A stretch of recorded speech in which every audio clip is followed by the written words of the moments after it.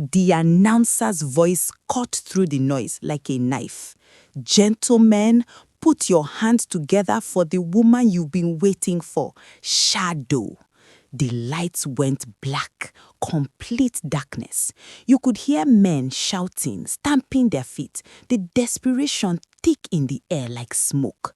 Then, boom! A spotlight exploded on stage, and there she was. Shadow hung upside down on the pole, her body bent in a perfect arc that seemed to defy physics. The silver mask covering half her face caught the light like diamonds. Her 6-inch heels gleamed. The crowd lost their minds. Money started flying through the air before she even moved. 20s, 50s, hundreds floating down like confetti. She spun once, slow and deliberate, letting them see every curve, every inch of the black leather that barely covered her body. Then the music hit and Shadow came alive. She moved like water and fire at the same time, climbing that pole like gravity didn't apply to her. Every flip, every spin, every slow slide down had men screaming. Some were literally on their knees throwing cash at the stage. The bartender shook his head. He'd seen this every night for 11 months and it never got less crazy. Shadow was different, controlled, precise. Like she wasn't stripping, she was performing surgery on desire itself. She grabbed the pole with one hand, leaning back until her head touched the floor, heels pointed straight at the ceiling. Red lights made her skin glow. Behind the mask, her eyes scanned the crowd, counting money, reading hunger, feeling that familiar mix of power and disgust. This was her kingdom. For 14 minutes, she owned every man in the room. When the music ended, she descended smoothly, scooped up cash, and vanished backstage. The chanting didn't stop. Nobody compared to Shadow.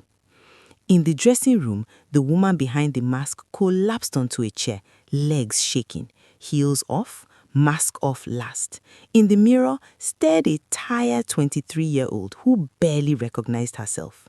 She counted the cash, $1,100, updated the note on her phone. $183,247 saved, $66,753 left, 4 weeks to go. Relief washed over her, followed by shame. Sister by morning, Shadow by night. 11 months of living as two people. A knock froze her hands. A VIP request, $5,000 for 30 minutes. Temptation burned. Then her phone buzzed. A business card in her bag, a handwritten note. I know you are more than this. Let me tell your real story. Her blood ran cold.